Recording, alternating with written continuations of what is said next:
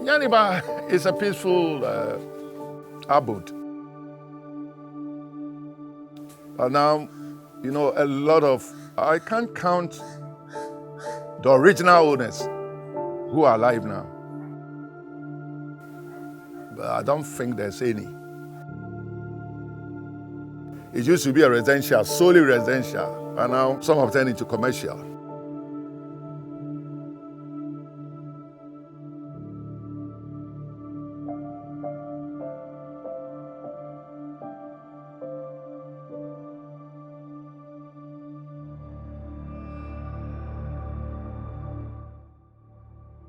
Real name is Ezekiel Kwesi Achin Baini, but people know me by the name Roger. Okay, your friend me, Miss Mary Hammond, me Nyaniba Estate.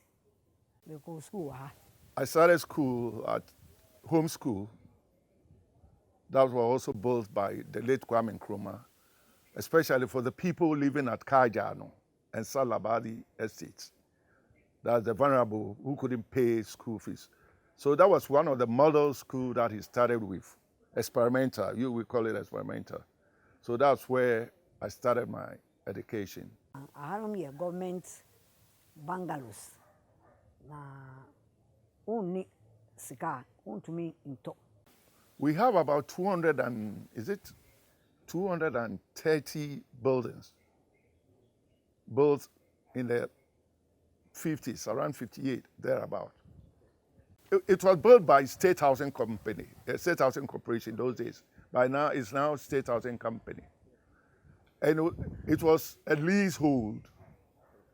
It wasn't a freehold. It's a leasehold. Now government the high nipa for 20 years. Now every month, over amount of money, over to your ending. So one to within 3 months, you have a G, dino or. And what Kwame Nkrumah did was, anybody who was interested in buying one of the buildings, when you look at the back, there's a building here over there. It used to be the Housing Corporation office. So you give a deposit, and then they will show you every month how to pay. So we were paying £5 at those days, every month, until you finish paying. I remember that I used to go and pay our house rent every month, £23, no shillings and pence. It was about 1,500 or 1,500. No, it came back to cities, old cities, increment cities. That was the value of. So, but it was being paid by installment. Every month, we go and pay something, and then until you finish paying, then it became yours. Me nana, niba, no CPP government no, Rojo Metal no, former MP for NDC, Nani Papa, which is my uncle, no Juma Housing Corporation, and through him no, na yedinya fear we. It was open to anybody, but honestly, my dad was Nkrumah's personal bodyguard. Mr. Baini, he was Commissioner Baini. Those days, they didn't have IGP. Oppositors. And then Mr. Aka. And next to our house, we had Mr. Tanti. He was an MP. And then looking just adjacent over here, we have Mr. Akono, Numutei Akono, who was by then the CPP chairman. And then who again? Akins, Lawyer Akins. On the next row, Lawyer Akins. And then further top, we have Mrs. Margaret Mate, who was then the CPP women organizer. And then just next to Mrs. Mate, you had Mr. Anyete, who was Kwame Nkrumah's personal driver, right? And then just 3 blocks from here, we had Mr. Aka, who was the MP for Uni Valley, Western Region. And then when you go across, you have Mr. Nyamike. He was Nkrumah's personal cook. I'm telling you about the numerous, important people who did used to live at Nyaniba. And then you have Mr. Duku, who was a family member of Kwame Nkrumah. He was very, very staunch member of the CPP. But about the beauty of Nyaniba, we didn't have walls, concrete walls surrounding every building. We had what we call the thorn, bush, hedges, the thorn hedges. That made the place very, very beautiful. That was instead of the wall. It was, not that I'm boasting, but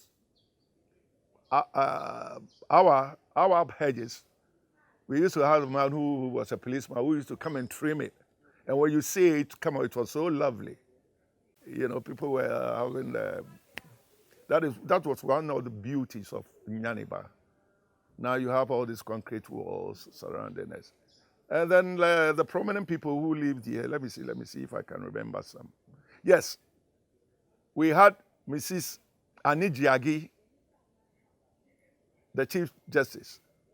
She also lived Nyaniba here.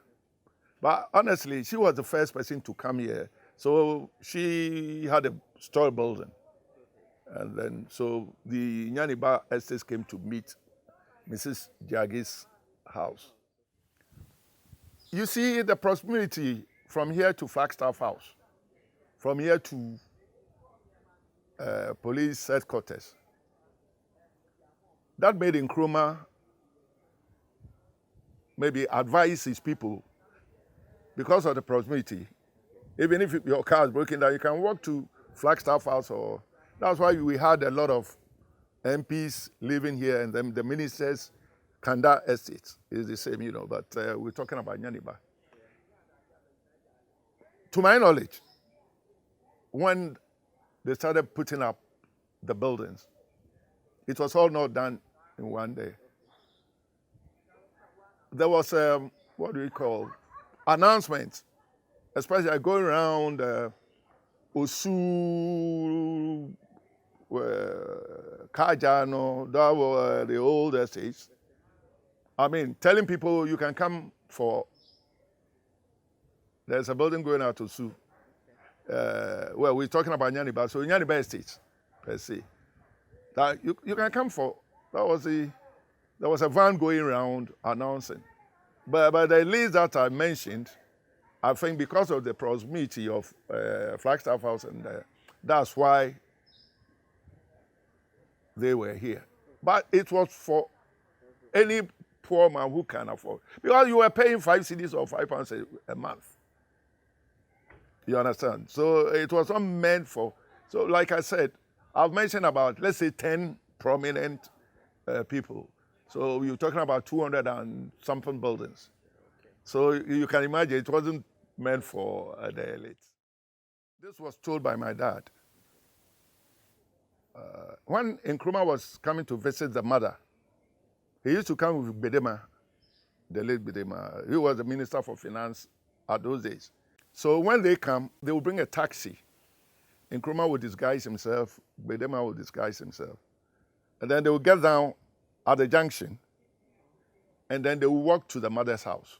And from there, they would come to Mrs. Martel's house, walking, From Mrs. Martel's house, they would come to my dad.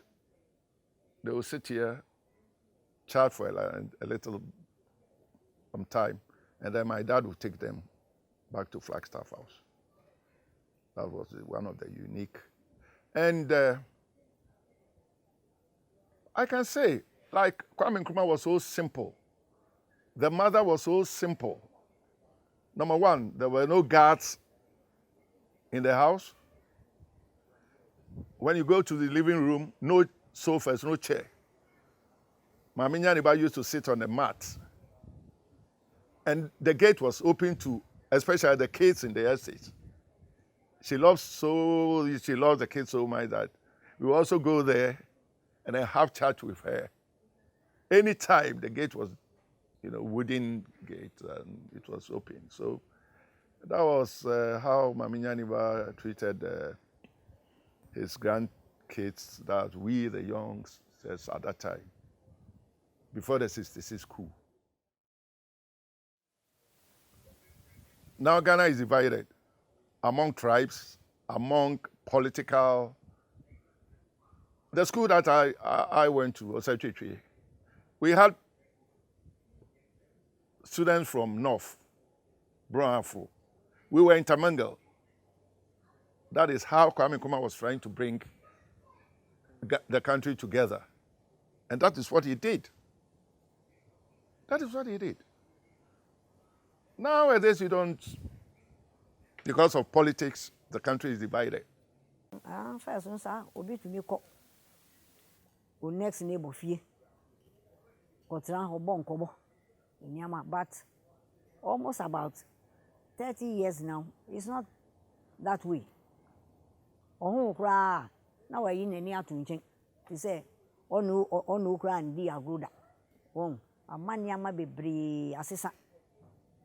Nti wo ho kra, you don't trust your neighbor self.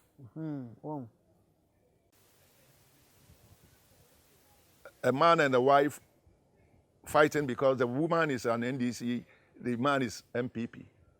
I mean, does it make sense? It doesn't make sense. So we should try and come together and put party, because this country, Nkrumah, let me tell you something. All the British colonies, they fought before they gained their independence. It's only Kwame Nkrumah who was able to put the British down by Ghana not fighting. That's the sort of man he was. It isn't like those days. Things have really changed. But the advice I will give to you youngsters, that you should forget about all these politicians who doesn't say the truth. You people should come together and build Mother Ghana, because as for how long have we got to live on this earth? So it's left to you, the youngsters, to come together. No matter the party affiliation, no matter the language, people should come together. So that, why you cry? Why then? No, Ujina. Either broom, you take one broomstick and you break it down, it will break. But when it's solid, there's no way you can break it down. So that's it. I'm not saying this because my father was Nkrumah's personal bodyguard. To me, what Nkrumah did for Ghana, I don't think any party or any government can do. I can list a few. Across the motorway. When he was constructing the motorway, it was concrete and then iron rod. Some people say, look, Kwame Nkrumah concrete in Kwashikpong. Yeah. Some say, look, Kwame Nkrumah is a foolish man. Look, we need concrete to put our board, and look at what he's using it for. Spreading it on there. And look at the benefit that we benefited from the motorway. So as for Kwame Nkrumah, my brother, we've lost a great man. You see how they all suffered. Afrifa, he was shot. Do you know how many people he killed, the Russians and the guards at Flagstaff? Look, the evil that men do lives after them. He killed and he was killed. Kotoka killed, he was killed. So we have to be very careful in that. My only advice to every government, if we don't, and I'm repeating, if we don't go to Black Star Square and beg the soul of Nkrumah that the coup that came in 1966, he should forgive us. Otherwise, look, we will still be suffering. I'm telling you the gospel truth.